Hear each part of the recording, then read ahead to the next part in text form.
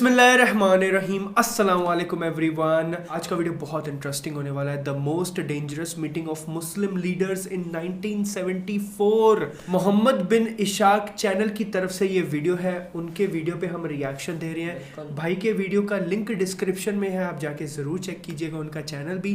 तो let's start this video. अस्सलाम वालेकुम वरहमतुल्लाहि वबरकातुहू। मेरा नाम है मोहम्मद और आज की वीडियो का टॉपिक रहेगा एक ऐसे मीटिंग के बारे में जो हुई थी इस्लामिक मुल्क के लीडर्स के बीच में। और उसकी खास बात यह है कि जितने भी लीडर्स सो गाइस, अगर आप अपने फोन के जरिए घर पे बैठ के एक जेन्युइन प्लेटफॉर्म पे ऑनलाइन अर्निंग करना चाहते हो, वर्क फ्रॉम होम, तो आप मुझे ये व्हाट्सएप पे दिए गए नंबर पे मैसेज कर सकते हो। ये मेरा इंस्टाग्राम प्रोफाइल है, ये भी आप चेक कर सकते हो। Thank you so much. उसमें मिले थे एक दूसरे से। सबकी मौत उस मीटिंग के बाद एक होना शुरू हुई थी, बहुत बुरी तरह से। और इनमें से कुछ लीडर्स थे शाह फैसल सऊदी अरेबिया के, मुअम्मर गद्दाफी लिबिया के और यासर अरफात फलस्तीन के। और इनके मौत के पीछे बताया जाता है कि ज़ायनिस्ट थिंक टैंक्स और अमेरिका के CIA का बहुत बड़ा हाथ था। और यही रीजन बताया जाता है कि इसके बाद फिर कभी इतना यूनाइटेड तरीके से कोई इस्लामिक कंट्रीज के बीच में प्रॉपर मीटिंग नहीं हुई थी। तो क्या था उस मीटिंग के पीछे का मकसद और क्यों इन लीडर्स को मरवाया गया था और किस तरह से इनको मरवाया गया था, देखते हैं आगे वीडियो में डिटेल में। फरवरी 22, 1974 में एक बहुत बड़ा समिट हुआ था OIC की तरफ से, जो है ऑर्गेनाइजेशन ऑफ इस्लामिक कोऑपरेशन। और इसमें इस्लामिक वर्ल्ड के बहुत बड़े लीडर्स इन्वॉल्व हुए थे, जो हुआ था लाहौर पाकिस्तान में। उस वक्त पाकिस्तान का प्रेसिडेंट था जुल्फिकार अली भुट्टो, जिसने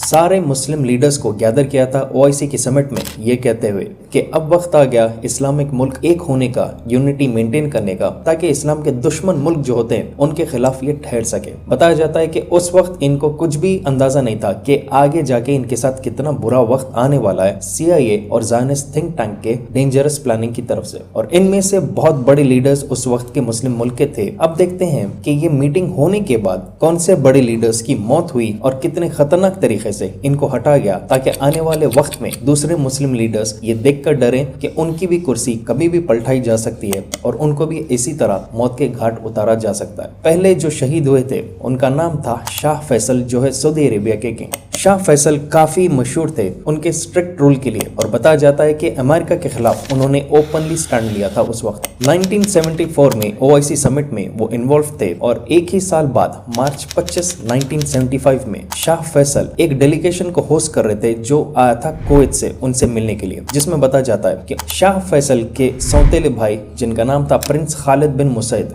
उन्हीं का भाई इस मीटिंग में इन्वॉल्व था। और फैसल बिन मुसैद बताया जाता है कि वो अमेरिका में पिछले कुछ महीनों से उसने अपना वक्त गुजारा था। और मार्च 25, 1975 को फैसल बिन मुसैद भी आया था शाह फैसल से मुलाकात करने के लिए। और जब शाह फैसल ने उसको देखा तो वो आगे झुके ताकि Faisal bin Musaid as a mark of respect Shah Faisal के फॉरहेड पे किस करे। लेकिन उसी वक्त फैसल बिन मुसैद ने अपनी जेब से एक छुपी हुई बंदूक निकाला और उसने शाह फैसल को 2 गोलियां मारा। बताया जाता है रिपोर्ट्स के हिसाब से कि एक गोली शाह फैसल के चिन पर लगी थी और दूसरी वाली उनके कान के आर पार हो चुकी थी। तुरंत शाह फैसल को हॉस्पिटल लेकर गए थे, लेकिन बताया जाता है कि रास्ते में वो शहीद हुए थे। अब यहाँ पर रिपोर्ट्स में यही बताते हैं कि फैसल बिन मुसैद ने शाह फैसल को मारा था ताकि वो अपना भाई खालिद बिन मुसैद का बदला ले सके, क्योंकि 1966 में खालिद बिन मुसैद की एक प्रोटेस्ट के वक्त मौत हुई थी और उस प्रोटेस्ट को डिस्पर्स करने के लिए शाह फैसल ने ऑर्डर दिया था। लेकिन पॉलिटिकल एनालिस्ट कहते हैं कि फैसल बिन मुसैद को ये बहाने से ब्रेन वॉश किया गया था अमेरिका बुला के CIA की तरफ से, क्योंकि CIA और ज़ायनिस्ट थिंक टैंक्स ऑलरेडी खार खाए हुए थे शाह फैसल के ऊपर, क्योंकि उन्होंने OIC समिट में पार्ट लिया था और उनको समझने आ गया था कि शाह फैसल आगे जाके सारे इस्लामिक मुल्क के लीडर बनकर वो OIC के बाद सारे इस्लामिक देश को लेकर आगे चलेंगे। तो फैसल बिन मुसैद के भाई के मौत के बहाने फैसल बिन मुसैद को ट्रेनिंग दी गई थी CIA की तरफ से, किस तरह से गोली चलाना, कैसे एंट्री लेना, और वो सक्सेसफुली उसने वो काम कर दिखाया जो CIA चाह रहा था। कुछ दिन बाद फैसल बिन मुसैद को पब्लिकली मरवा गया था शाह फैसल के मौत के जिम्मेदार ठहराते हुए। आगे जाकर सद्दाम हुसैन काफी पावरफुल हो चुका था और उनको हटाने के लिए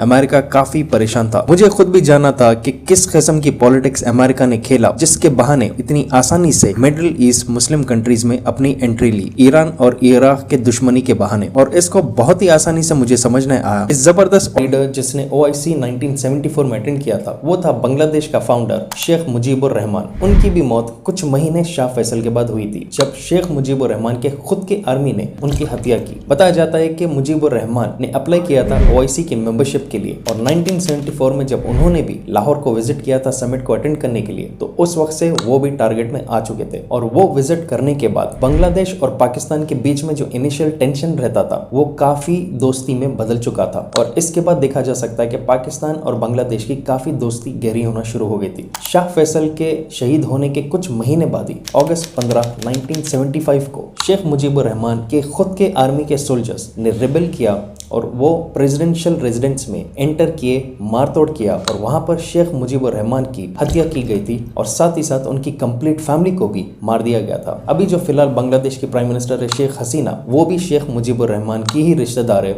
और उस वक्त बताया जाता है वो अपनी बहन के साथ जर्मनी में थे, जिसकी वजह से वो बच गई। रिपोर्ट्स में बताया जाता है कि ये रेबेल या कू जो प्लॉट किया गया था उसके जिम्मेदार थे खुद मुजीबुर रहमान के मिलिट्री ऑफिसर्स और जो कोलीग्स थे अवामी लीग के। पर बाद में खुलासा ये होने लगा कि शेख मुजीबुर रहमान की हत्या के पीछे और साथ ही साथ जो मिलिट्री ऑफिसर्स इसके जिम्मेदार थे उन सब की प्लानिंग और प्लॉटिंग की गई थी अमेरिका के CIA की तरफ से। तीसरे जो मशहूर लीडर थे ओआईसी समिट के वो थे खुद जुल्फिकार अली भुट्टो, जिन्होंने ओआईसी समिट 1974 का लाहौर पाकिस्तान में होल्ड किया था। वो काफी एक्सपर्ट थे अपने डिप्लोमेटिक स्किल्स के लिए, जिसकी वजह से उन्होंने सारे इस्लामिक मुल्क के टॉप लीडर्स को कन्विंस किया था एक प्लेटफॉर्म पे आने के लिए ताकि एक यूनिटी रहे सारे इस्लामिक मुल्क के बीच में। और इसी तरह उन्होंने ओआईसी का समिट 1974 में होल्ड किया था। उस वक्त बताया जाता है कि पाकिस्तान काफी परेशान था क्योंकि इंडिया के साथ 1971 की जंग के बाद काफी वीक पोजीशन में आ गया था और उस वक्त बांग्लादेश से भी उसकी दुश्मनी चल रही थी। तो बताया जाता है कि ओआईसी 1974 के समिट के बाद पाकिस्तान भी एक बहुत स्ट्रॉन्ग पोजीशन में आया था क्योंकि उसने ब्रेनस्टॉर्म किया था सारे इस्लामिक मुल्क को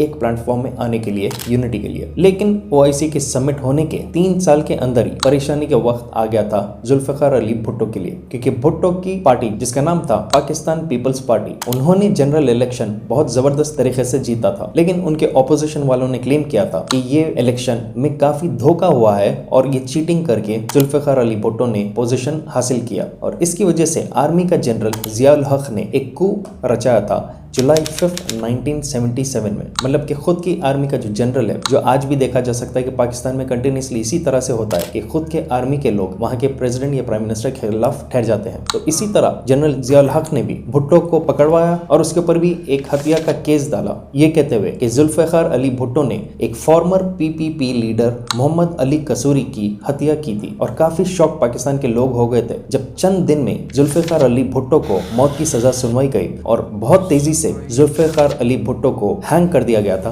टिल डेथ। और ये हुआ था 1979 में, 5 साल ओआईसी समिट के बाद। अगला जो मशहूर मुस्लिम वर्ल्ड लीडर था उस जमाने का जिसने ओआईसी समिट 1974 को अटेंड किया था, वो है इजिप्ट का प्रेसिडेंट अनवर सादत। और उसकी भी हत्या इजिप्ट में हुई थी जब एक आदमी जिसका नाम है खालिद इस्लाम बोली, उसने ओपनली अनवर सादत के ऊपर गोलियां चलाई थी अपने आप को आर्मी वाले के भेस में रखते हुए। इसके वीडियोस काफी आसानी से आपको मिल जाएंगे यूट्यूब के ऊपर। जब खालिद इस्लाम बोली ने एक आर्मी परेड के दौरान सडन जीप से कूदकर अनवर सादत के ऊपर गोलियां चलाना शुरू कर दी। उस वक्त इस्लाम बोली एक लेफ्टिनेंट था इजिप्शियन मिलिट्री का और इस बहाने से उसको बहुत आसानी हुई थी लोडेड बंदूक रखकर अनवर सादत के ऊपर गोलियां चलाने के लिए। बताया जाता है कि फतवा दिया गया था अनवर सादत के खिलाफ एक इजिप्शियन क्लेरिक उमर अब्दुल रहमान की तरफ से, लेकिन कई लोग कहते हैं कि ये एक बहाना था अनवर सादत को रास्ते से हटाने के लिए। नेक्स्ट जो मशहूर वर्ल्ड लीडर थे उस वक्त के, वो थे यासर अरफात। और बताया जाता है कि इनको भी जहर डालकर मरवाया गया। यासर अरफात चेयरमैन थे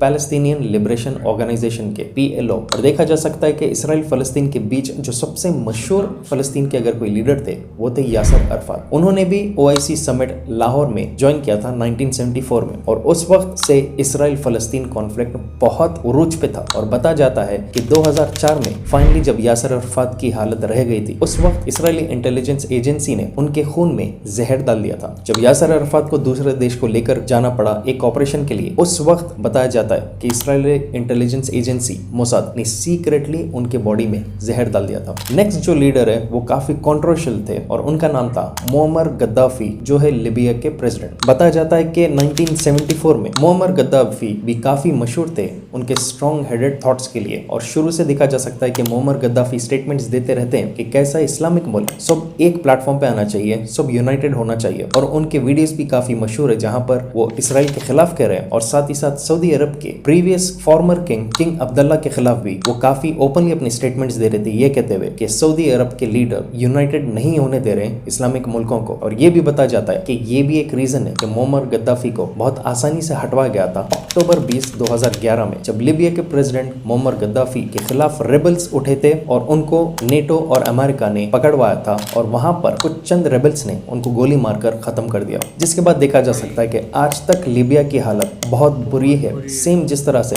इराक की भी हालत है। तो इन पूरे लीडर्स और इनकी मौत के पीछे देखा जा सकता है कि मिस्टीरियस तरीके से इनको हटवाया गया, या तो रेबल्स की शक्ल में या इन्हीं के अपने कोई मामूली दुश्मन को इस्तेमाल करते हुए। और सबके पीछे एक्सपर्ट्स यही कहते हैं कि कहीं ना कहीं CIA ने ट्रेनिंग दिया, ब्रेन वॉश किया, या मोसाद ने अपने टैक्टिक्स खेला है इन लीडर्स को हटवाने के लिए, क्योंकि लोग डायरेक्ट इनके हत्या कर नहीं सकते थे। तो इन्हीं के अतराफ के लोगों से इन सबको मरवा गया था। और यही रीजन बताया जाता है कि फिर इसके बाद कोई इतनी बड़ी OIC समिट नहीं हुई जहां पर ओपनली सारे इस्लामिक मुल्क एक दूसरे को कह रहे हैं कि हम सब यूनाइटेड होना चाहिए। हो सकता है कि इन सब लीडर्स की मौत को एक एग्जाम्पल की तरह इनको बताया जाता है कि अगर वो भी कुछ ऐसा करने जाएंगे तो उनकी भी मौत बहुत जल्द इनडायरेक्ट तरीके से करवा दी जाएगी। तो आप बताइए अपने हिसाब से।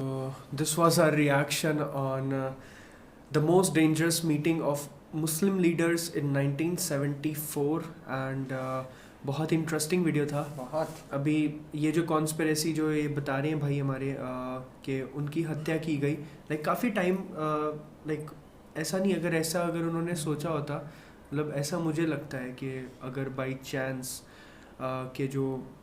चांस अगर CIA ने ये प्लान भी बनाया होता, अगर एग्जीक्यूट भी किया होता, तो सारे लाइक सब लाइन में मरते ना बहुत टाइम के बाद, 30, क्योंकि मुअम्मर गद्दाफी जो है वो तो 2011 में, फिर उसके बाद 2004 में फ़लस्तीन का, और उसके पहले जो 2 हैं सऊदी अरेबिया का एक, चलो उसका मैंने समझ सकता हूँ, फिर उसके बाद जो उन्होंने एक और बताया था सऊदी अरेबिया के बाद एक और बंदा बताया था, मैं भूल गया उसका नाम, तो उनका तो समझ सकते हैं, बट बाकी के जो बहुत दूर हैं तो वो कुछ नहीं। बट ये वीडियो में इन्होंने बहुत अच्छे से एक्सप्लेन किया उनकी डेथ कैसे हुई थी। ये हमें पता नहीं था, ये हमें कुछ न्यू नॉलेज मिली है आज।